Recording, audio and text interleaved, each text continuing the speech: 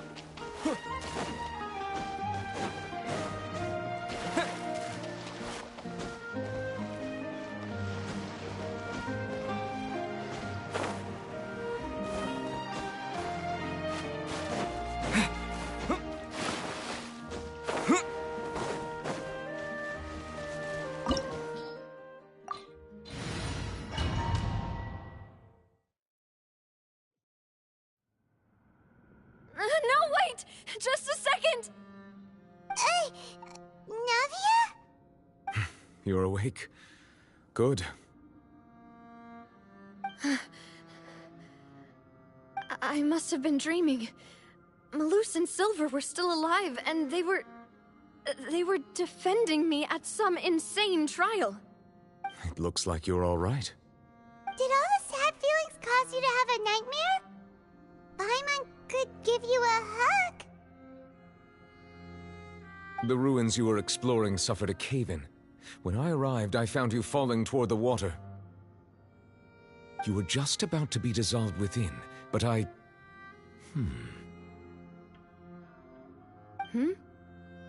What is it? I think I saw 2 Oceanids protecting you. It was only for a moment, perhaps even a fraction of a second, but they gave me the chance to retrieve you. Were it not for their intervention, I would not have been able to rescue you before your consciousness dissipated. Wait, did you say Oceanids? You mean like what happened with Vache? Perhaps those 2 Oceanids were the people you saw in your dream. I always told them that they didn't have to protect me. To think that they'd keep doing so even after death.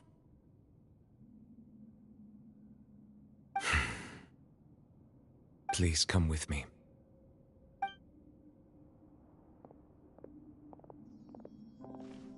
Neverlet, are you okay? Oh, I am quite all right. Perhaps there's something we could chat about? Why do you look so stiff all of a sudden? Oh, Paimon knows. You're the type who feels awkward when there's nothing to talk about, right? I merely thought that we should give Navia some time to herself. Huh? Why didn't you just say so then? Don't you think it's even more awkward to call us over like this and then have nothing to talk about? I suppose so. Ah, Sigewinne. I hope all is well with her these days. Her work in the Fortress of Meropide has not been too much for her, has it? No way! Don't worry. She's doing fine down there. She's an amazing head nurse. I see. Well, that is good. I have always worried that Sigewinne would need a lot of time to understand the world of humanity, just as I have. Oh, and the Duke also says hi! Even though Sigewinne made him do that. He hopes that you haven't been overwhelmed by all that's happened lately. Thank you. I have indeed been busy lately, and I also hope that everything is going well in the Fortress of Meropide. He still doesn't know what to talk about. Let's chat about something else then. So, Neverlet, you're probably quite the swimmer, huh? Yes, of course. This isn't going anywhere. Let's try something else. How did you find these ruins? Did the knave tell you? Yes, in fact. I had arranged to meet you in Poisson, but when I arrived, I discovered that the Fatui were helping the residents evacuate. They had even transported a large quantity of supplies to the area. Amid my astonishment, I ran into the knave, and we had a chat. She informed me that she had asked you to investigate the ancient ruins here. Yeah, we originally planned to meet up with you, but we thought you might still be busy with all those official documents. We didn't think exploring the ruins would take very long, and who would have thought you'd wrap things up so quickly?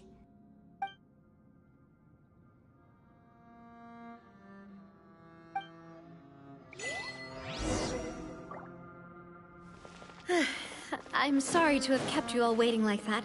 I'm feeling much better now. I guess we should get going again. Will you come with us, Monsieur Neuvillette?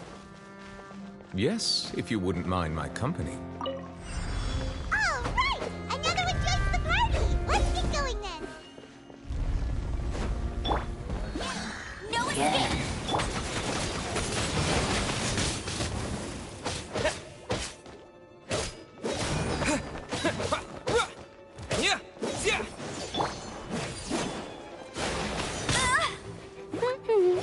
Out of the frying pan! Windblade!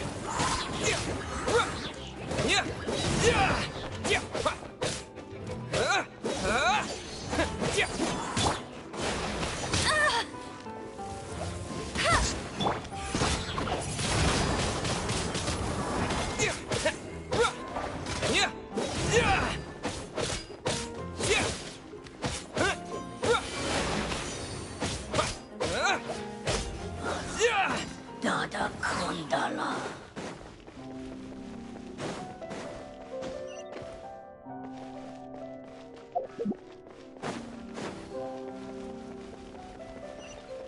Oh no, another unstable path. Watch your step.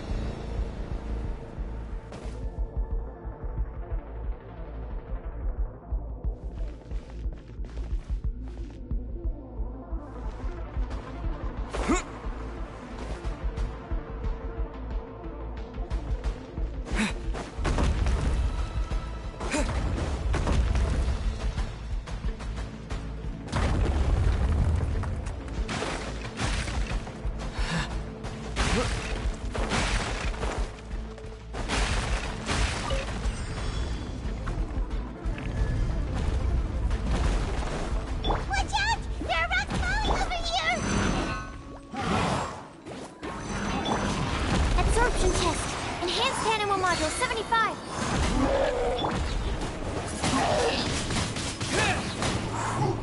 With the wind! Let it rain. You're toast! Windblade!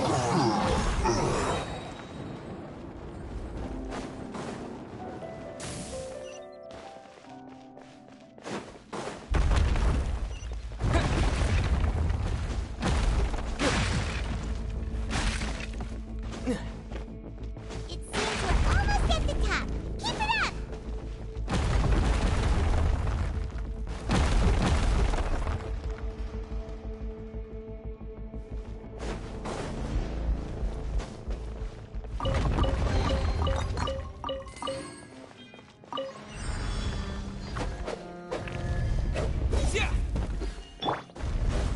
Yeah! Kuba, get them! Disappear!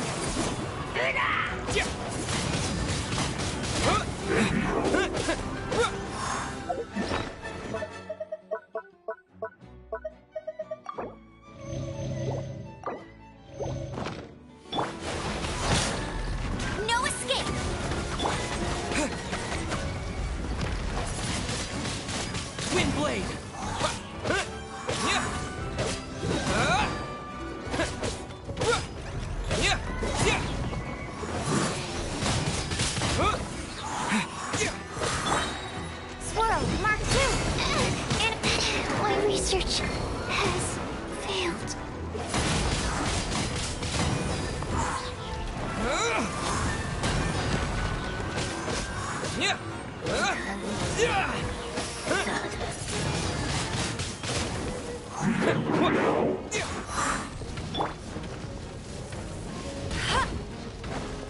Bet you can't keep up with me!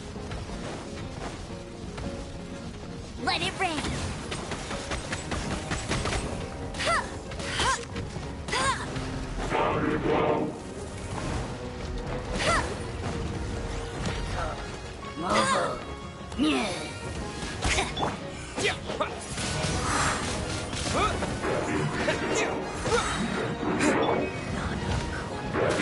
Not so hard!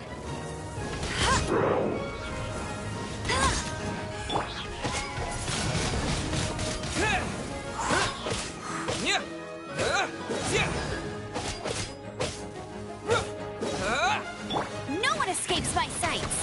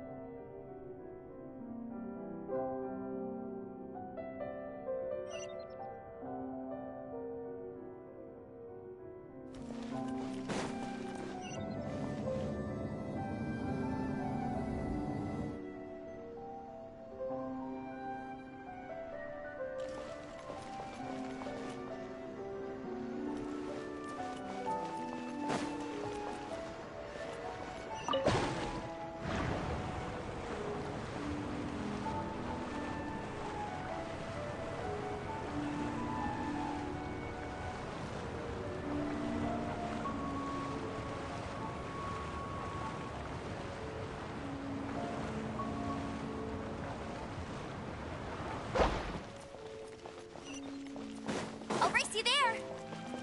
Bet you can't keep up with me! I won't let you down! Looks like we've reached the end.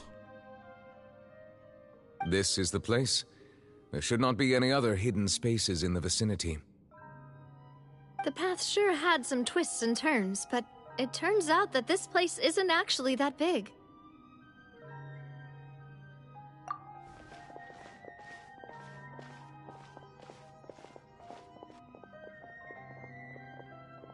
Stone slates? It seems like they were put here as an offering. Could we take them down and have a look? Perhaps we should just leave them be for now.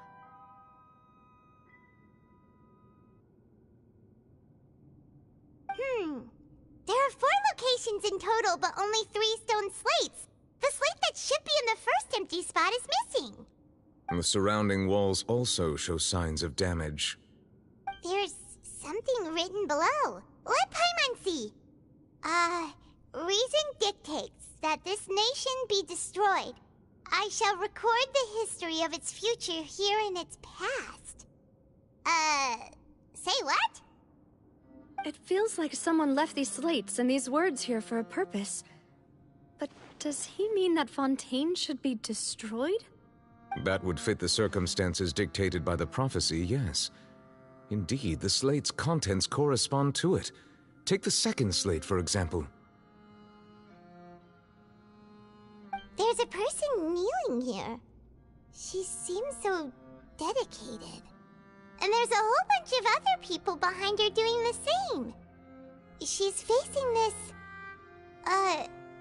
what is this? Some kind of island in the sky? And is that Lady Farina in the third image? Did the Hydro Archon fall into the water? And is that a ring of people around her? Paimon doesn't quite get it. Are they all in the water? The fourth image. I know this one. This exactly matches the content of the prophecy. The people will all be dissolved into the waters, and only the Hydro Archon will remain, weeping on her throne.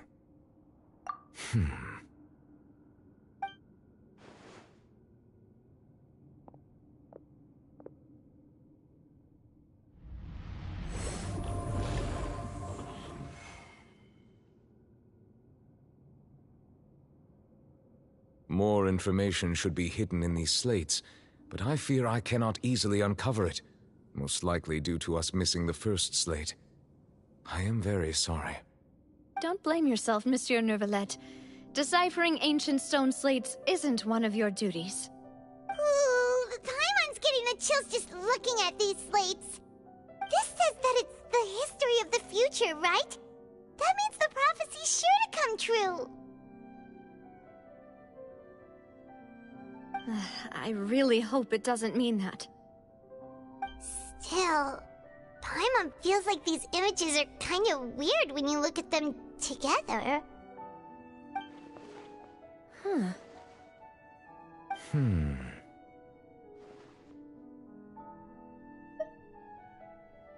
That's right! If the images are in chronological order, shouldn't the fourth, the waters drowning Fontaine, come before the third, where the Hydro Archon herself falls into the water? And yet the order is reversed here.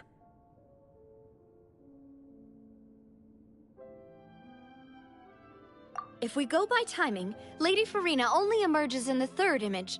That means that the person in the second image might be the previous Hydro Archon.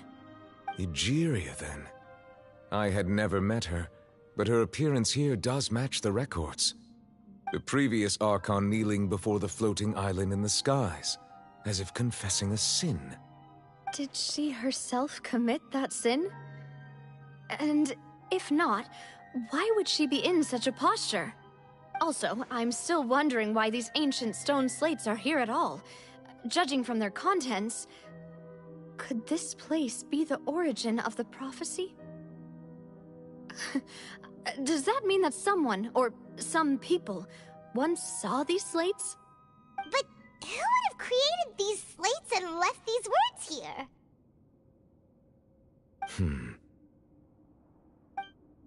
It seems that any further clues will have to come from Farina. In that case, there's no time to lose. There's nothing else to be gained here, so let's head back first. Yeah, we better get somewhere safe for now.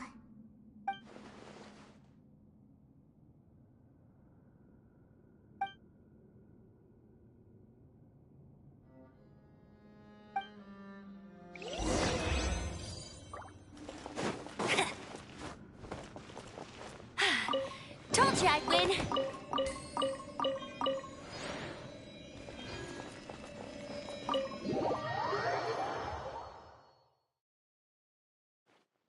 Let's split up here. I'm going to check on what's happening with the Spina. You know how it is. There's some things you just need to be there for yourself. You still have energy for that, Navia? Paimon's already beat!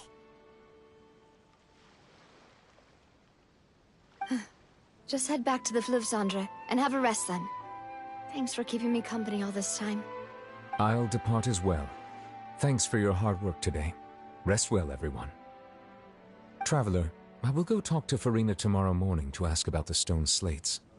I'm sure that you're concerned about this matter as well. If you have time, drop by my office.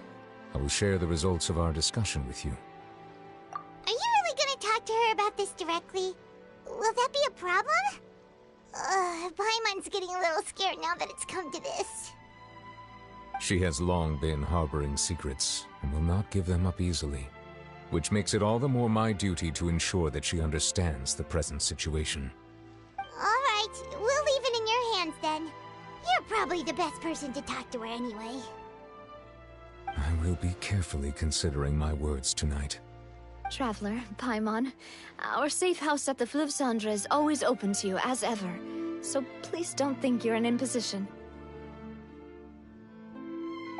All right. I'll be on my way then.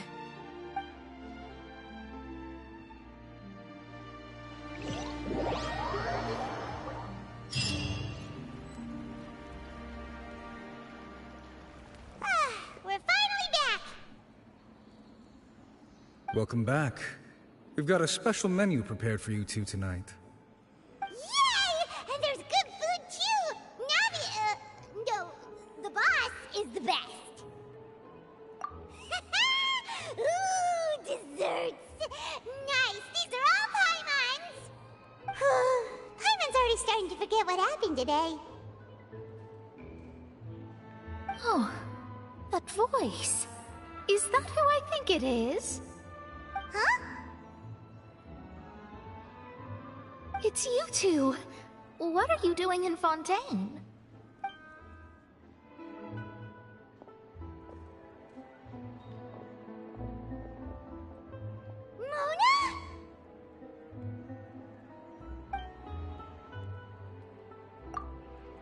Seriously, nobody just uses a scry glass whenever they've got time to just see who they'll meet on the road.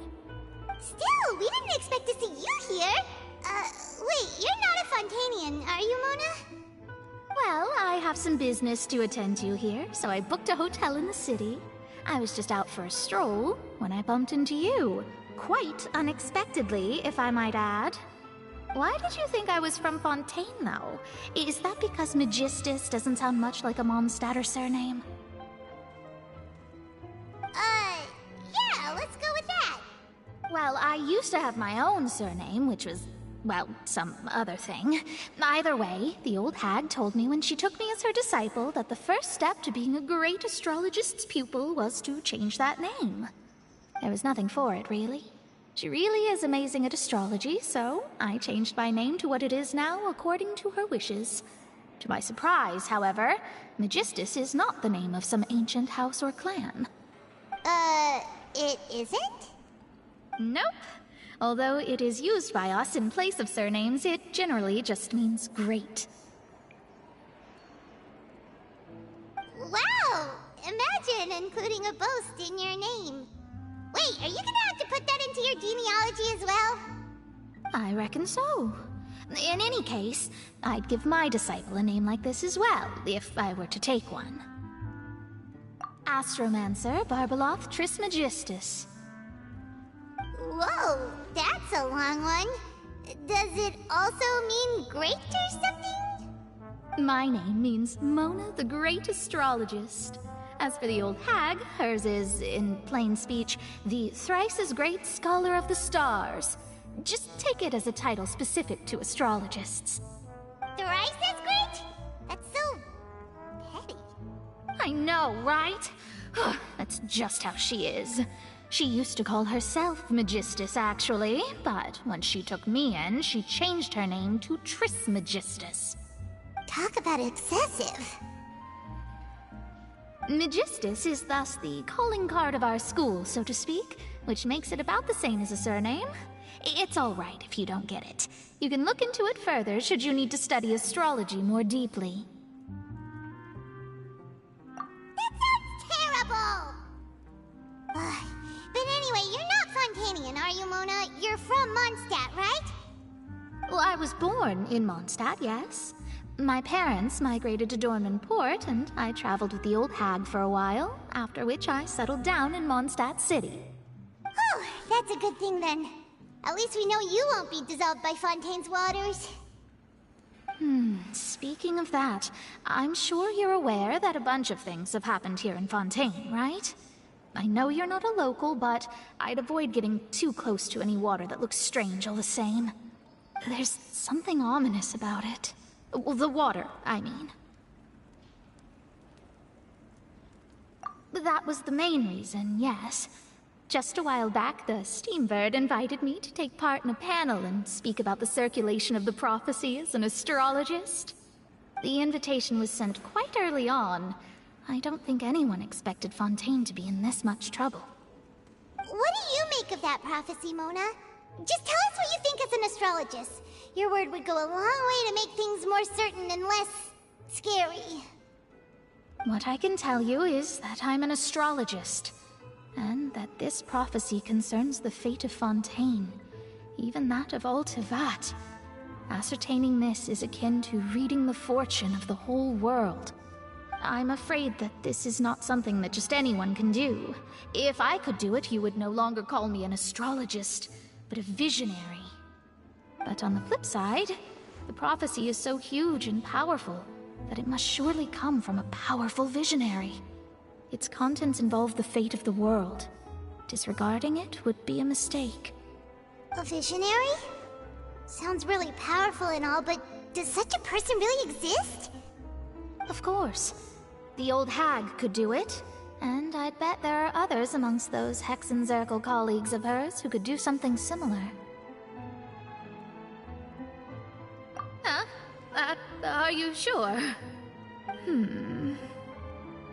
All right, I'll help you. It isn't often that I see you with such a serious look on your face. I'll tell you once I hear back from her. Thanks, Mona! You're amazing as always. Oh, well, this is something only I can do after all. So yes, your praises are quite welcome. That's the greatest of astrologists for you! Of all the people we know, you know the star's the best! Indeed, indeed. That's the spirit.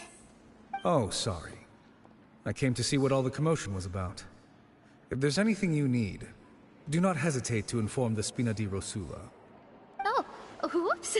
Guess we were getting a little too carried away there. Well, I'll go tend to my own business now. If I receive any news, I'll be sure to come find you two again. And there she goes, quick as rushing water. And here we are with the Spina guy giving us suspicious looks. Right, but we were able to recruit Mona's help, didn't we? Our Fontanian friends will thank us someday.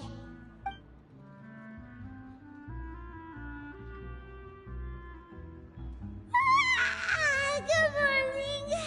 To be honest, Paimon's still feeling kind of sleepy. But it's time to get up, Traveler. We agreed to go see Neuvillette, so let's pack it up and get going.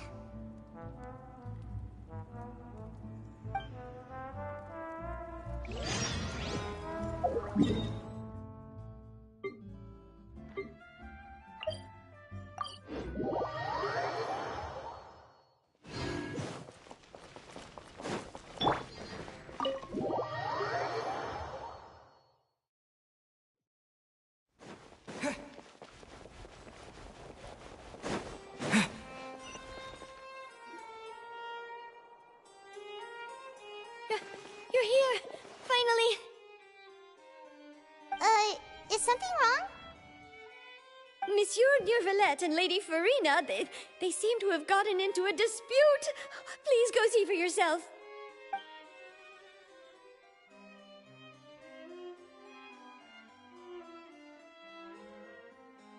Like I said, I've already explained everything. And yet the problem has not been properly solved. There is little space for excuses between us. It is not my intention to offend you, but please, tell me where you stand. You are the Hydro Archon Focalor, are you not? Look at this. This is a list of the victims from the recent Poisson incident.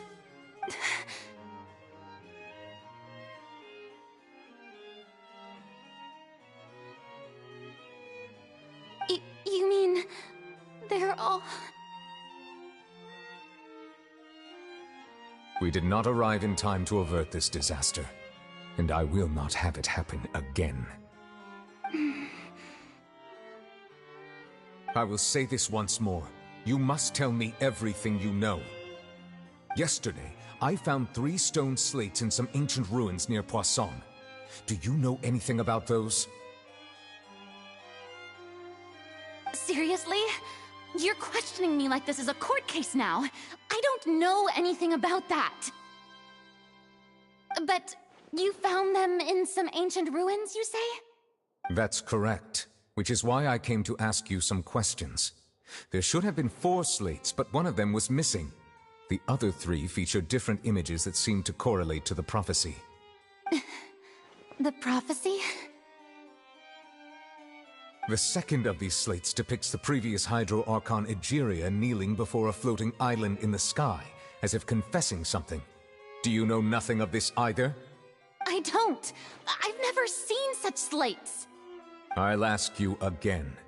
Do you really have no information regarding the previous Archon? My deciphering of the slates indicates that the Hydro Archon Egeria once had to confess to, or apologize for, a certain sin. If anyone would know about it, it should be you. All gods don't have the same secrets, you know. She was herself and I'm me. Is it really so strange that I know nothing? I understand your concerns, but I'm sorry. I just don't have anything to tell you. Forgive me for saying this now, Lady Farina, but I have long known of your various secret investigations into certain matters.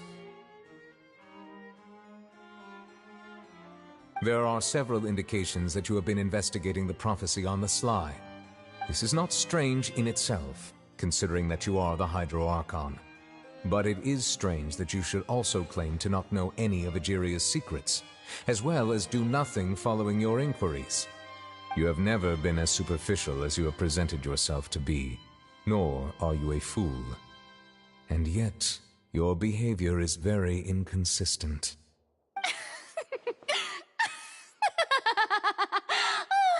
So you've been watching me all this time, have you? I didn't think you were that type. You... Well, since you know about my secret investigations, then you should know I'm actually working to take care of it. There's no point questioning or suspecting me. You're the Eudix, but you're still my subordinate. You should be following my lead. Just trust in me, your Archon, and do as I say. Never mind whether you can truly convince yourself to or not. It'll all turn out fine.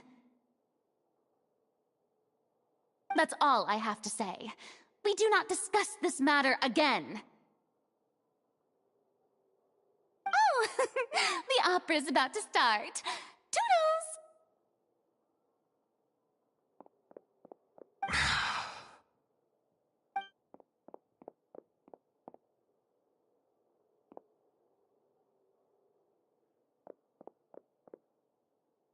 Did Farina not notice us standing by the door? Wonder what's up with her. She was smiling. Huh. She didn't seem in the mood to care if we were listening in or not. I assume you've been outside for a while now? Oh! You noticed! Seems Farina didn't even realize we were here. She was in a great panic, though I cannot discern the reason. Our discussion reached impasses time and again, a state of affairs that we cannot allow to continue. Still, I do not understand. Dialogue is the basis for understanding, so why did she keep refusing to engage? Everyone in her inner circle has noticed that she is hiding some secret. The issue is her attitude. I fear that she will not reveal anything unless absolutely forced to. We may have to create a situation in which she will have no choice but to speak. Oh? Like what? Normally, people will only reveal the truth when standing trial. Perhaps we must have the Hydro Archon experience just such a scenario. But Farina's seen so many trials, and she's really good at dodging questions. How do we make sure that she won't just slip away at the first chance she gets? We will need to consider this thoroughly, join forces with various parties, and then do what we can. If at all possible, I would prefer to recuse myself from this affair, but we must prevent the prophecy from coming to pass. This may be cruel to her, but all Fontaine is in crisis. The information a god possesses is too precious, and so we must take a chance on this. But who will lend us their aid to do such a thing?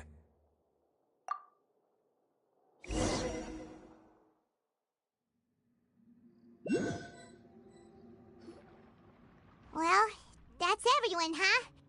Speaking of which, it was pretty smart of you to think of hiding here. Poisson was just involved in a disaster, so it's presently devoid of people. That naturally makes it the best choice. And here you are drinking tea like it's the most natural thing in the world, huh? That's what families should do.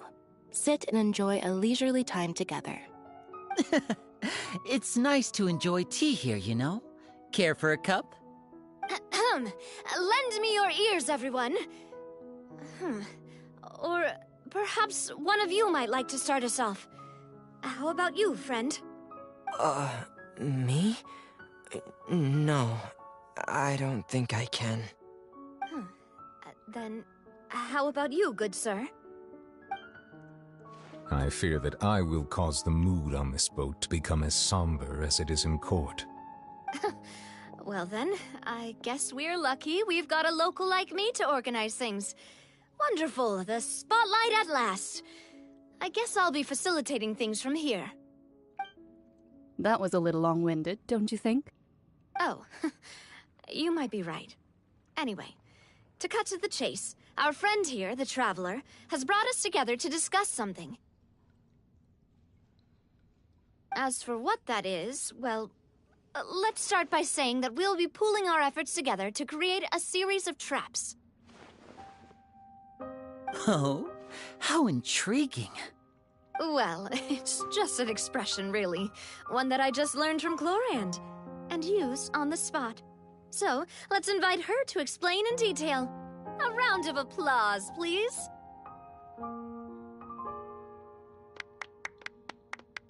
Huh?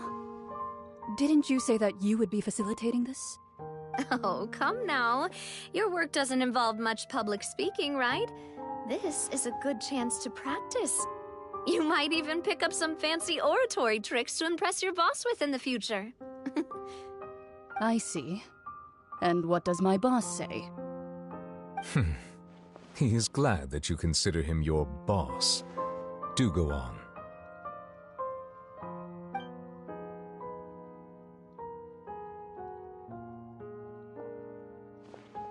In that case, do any of you have experience hunting? Not that I recall. Fremine and I once used a wooden stick in a basket to catch wild rabbits when we were younger. As for Lynette, oh, right. You were sick that day, weren't you? I've also gone diving to catch some fish before. Does that count? I'm afraid not. You may or may not have heard, but Fontaine once played host to a group known as the Marechaussee Hunters. Though that was their name, they did not hunt animals, but rather various monsters left behind by the ancient dynasty of King Remus. Today, Fontaine's monster population has already thinned greatly, so the hunters have blended back into society, taking up arms in other lines of work. They even left a unique methodology of hunting in their wake. A trap comprises of the following components: bait, a trigger, and a containment device. Sometimes a lethal implement will also be necessary to deal with the prey. So, if we were to build a trap together, right now, what would you choose to build it with? For me, I would prefer something basket-shaped. Pigeons and rabbits will see the bait and naturally enter the snare. Our line of work requires a deft hand, and we're some of the best in the industry, so you can count on our techniques. You used some of those techniques while moving the people of Poisson, didn't you? My subordinates mentioned that you even performed some magic for the bawling children. Yes, and I even managed to gather some intelligence in the meantime. I'm quite the multitasker if I do say so myself. I'm afraid I can't claim that as my strong suit. I prefer more stable methods, like placing bait in the water and waiting for the fish to come within reach. That's the kind of method I would count on. Calm and steady. Exactly the kind of person who would catch loads of fish. And I can be their assistant. With discretion, I'm sure. I'd probably use some sort of mechanical animal. Papa once bought me some small clockwork squirrels, mice, and such. When placed in the forest, they can attract others of their kind. I remember that you liked those too, didn't you? I did. And that would be a good way to go about it. If they're realistic enough, animals of the same kind will follow them all the way to the trap. What about you, Monsieur Neuvillette? I fear I do not have any related experience. That makes sense. You usually solve problems directly, without the use of any such tricks. But I do have one more question for you, Monsieur. If we were to create a trap now, how would you design it? I would like for it to be effective, but bring no harm to the prey. A more gentle trap would be ideal. Kind, as always. However, our intention doesn't necessarily change the containment device and the type of implement we need. If we wanted to kill the prey in one strike, we would need a powerful implement. However, that also goes for prey that must be captured and safely contained. Wait, why's that? Only a hunter who's a true expert at subduing their prey can snare it without harming it. The line that divides life and death is often exceedingly thin. So, are we going hunting together? Huh. We hadn't thought of seeing ourselves as hunters. It kinda works, but maybe it's still not the best metaphor. If our means of capturing and dealing with our prey is to put them on trial, then the hunting metaphor is actually quite accurate. But we shall require much more courage than any hunter to judge a god, a being whose seat is an exalted throne. Oh, so that's what's going on. Sounds very interesting.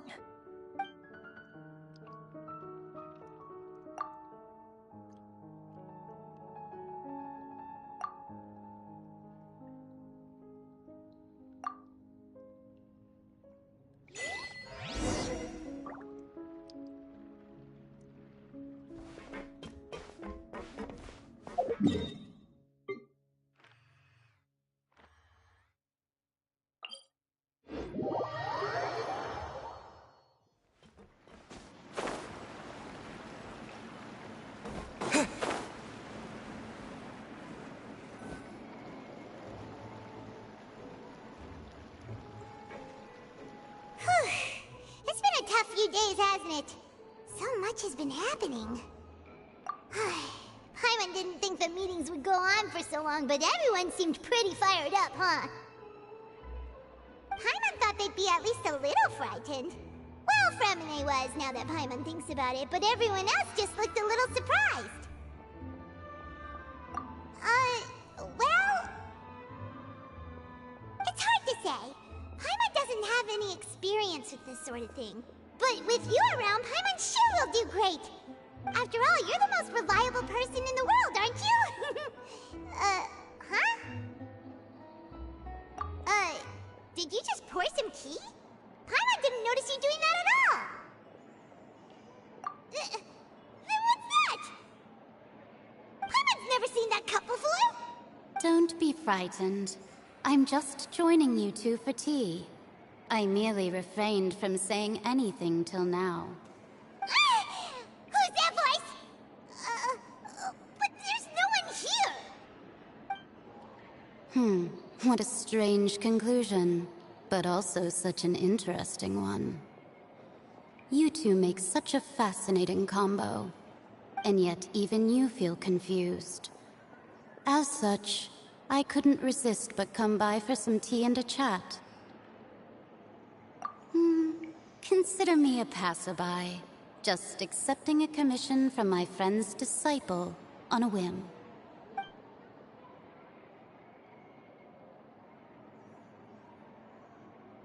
Precisely. Call me N, a mage who wanders the world. At least, that's how my friends have suggested that I introduce myself. The prophecy. Yes, what has been prophesized will be fulfilled. You may view such things as the history of the future. What? Then is there any way we can stop it? People call such things fate, and it is written in the stars. It cannot so easily be altered.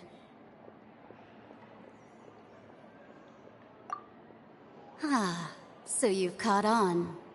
Just as prophecies are usually only the future as seen from the perspectives of the gods, could things be happening in hidden corners where the gods' gaze does not fall? Are the things that you shall see different from the fate that the gods perceive?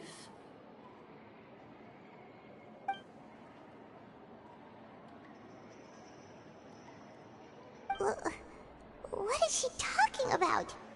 It all sounds really impressive and important and stuff, but it also sounds kinda scary.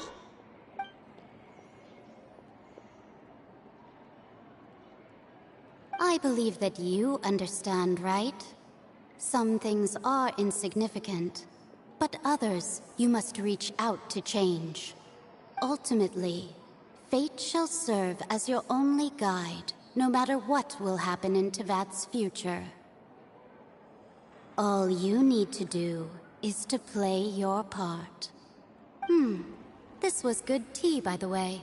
Thank you for your hospitality. Well, that'll be all for today. The voice. It's gone.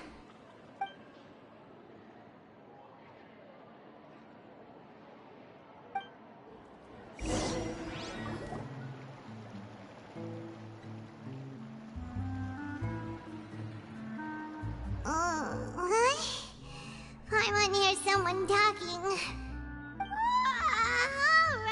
Alright, coming!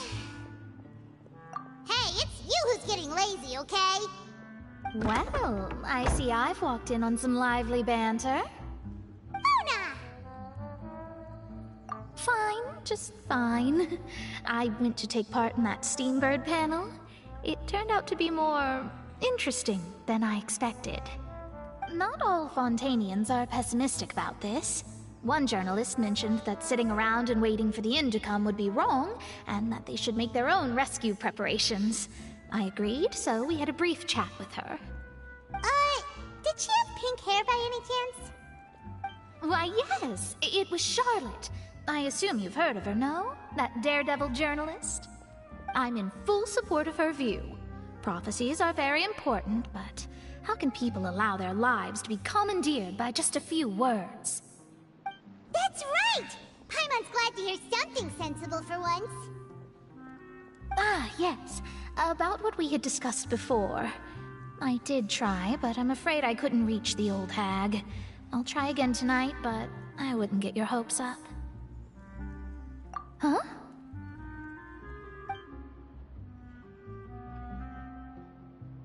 Goodness gracious. Are you serious? She said that even the god's gaze has blind spots. Pretty bold if you ask Paimon. Most people would believe the gods to be all-knowing, right?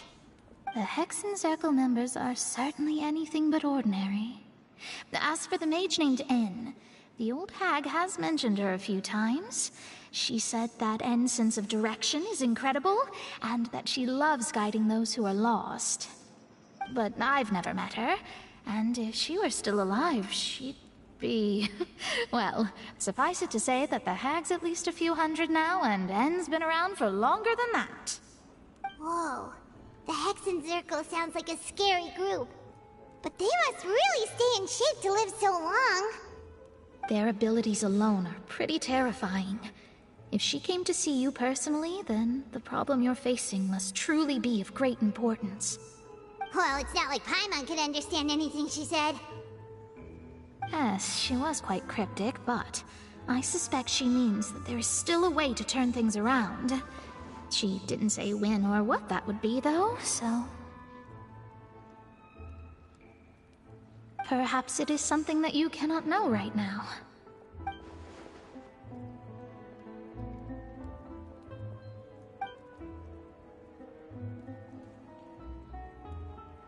Traveler, Paimon, are you two all right? Oh, we're fine. We're just a little down right now. It kind of feels like the end is coming, you know? I see. I feel that same sense of desperation, too. I guess you could consider me someone who has often witnessed fate. So far as I have seen, it cannot be swayed. But even so, I still hope for, and believe in, miracles. Astrology is eternal and rational, but fate may not be. It is cruel, but it can also be beautiful. Perhaps that's what En was trying to tell you. Not to lose heart, and to believe that what you are seeing playing out before you is not yet set in stone. I did originally think of steering clear of all this, but I couldn't. Even if this is all futile, I still wish to help everyone. If we don't struggle to the last, then how can we face the end when it comes? Huh. You do have a point. There I go, talking about astrological principles again. Sorry about that. The moment I start talking about work-related stuff... I need to get going. It was worth trying to comfort you, even if only a little. I believe that you'll help those who are struggling in the same way I did. I suppose that might be why we always seem to meet by coincidence. Paimon feels kind of moved by what Mona said. But also kind of sad, too. Hey, Traveler. Paimon suddenly feels like going outside for a walk. Let's go. Let's walk around the city, shall we? There's a few spots we always like to walk by.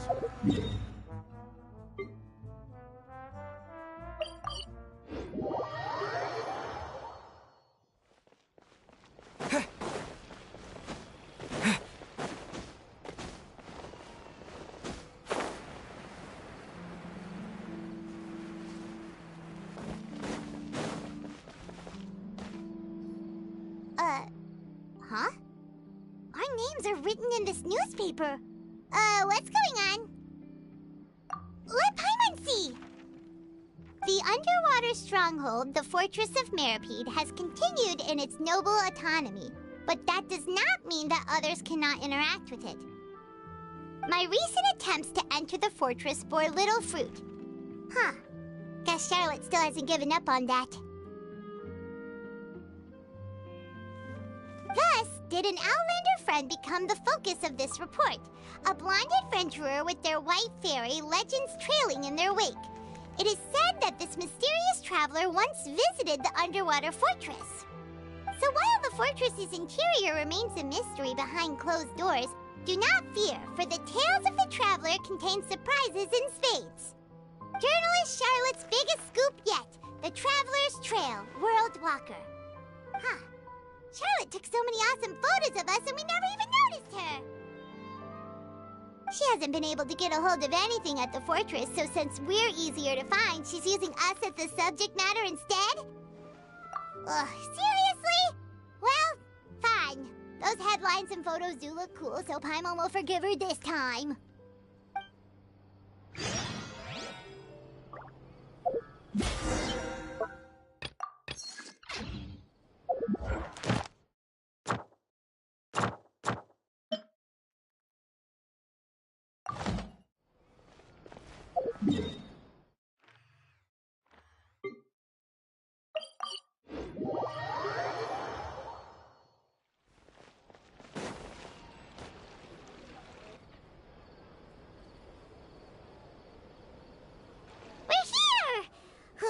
Paimon's hungry. Should we go in and get something to eat?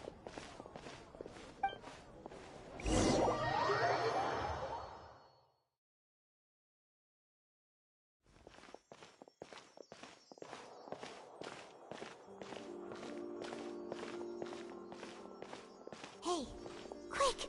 Look! That's the limited edition, only 16 slices a day cake! It was so delicious the last time we tried it! Despite the tense situation we were in, let's give it another go! Paimon's sure it'll be great! One slice of cake, please. Someone showed up after all!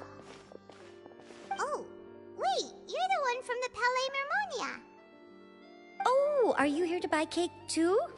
It seems Monsieur Nervalette was right. You really can eat. Wait, did he really say something like that? That's right. Even he has his own preferences when it comes to food. As for me, I love the cake and coffee here. Do you come here often? Usually every day. Every day? It's part of my daily schedule, apart from work. I shall have my cake and coffee. Then what if someone told you one day that this place would be closing soon, and you wouldn't get to eat cake here anymore? What would you think? But why would it close? Well, Paimon doesn't know either, but maybe the waters will rise tomorrow. You know, like in the prophecy. Oh, the prophecy. To be honest, I haven't paid much attention to that. No, still, even if there'd be no more cake tomorrow, that wouldn't keep me from having some today. No, it's the same for eating in general. You might not be able to eat tomorrow, but if you can do so today, then you should carry on. That's what people call living, you know. Huh. Don't be sad. Excuse me, could I have 2 more slices of cake to go?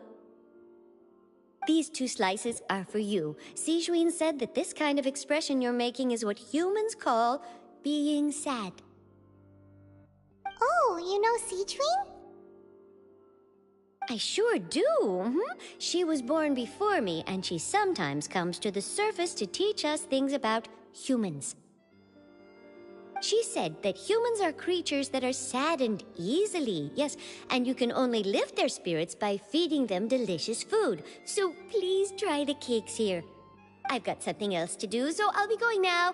You two try to stay in a good mood after eating, all right? Bye.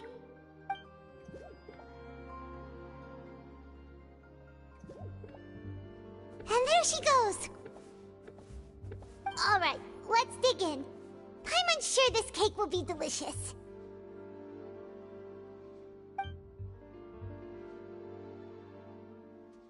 It's more delicious than last time! And the flavor gets even better with a sip of tea. It sure would be nice if we could come again tomorrow. Sure would be nice if we could always eat delicious food here.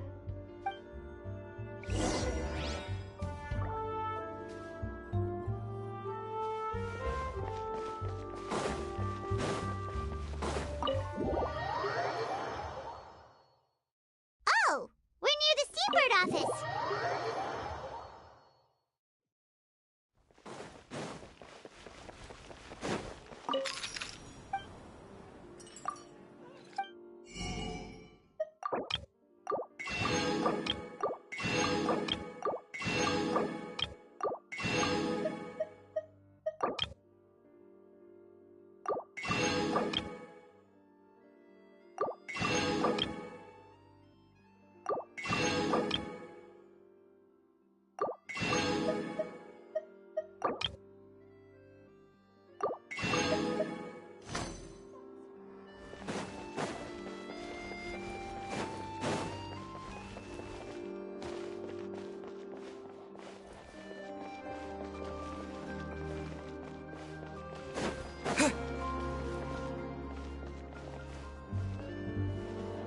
Art is the key ingredient in fine dining. Forget it. This is about what did you get for?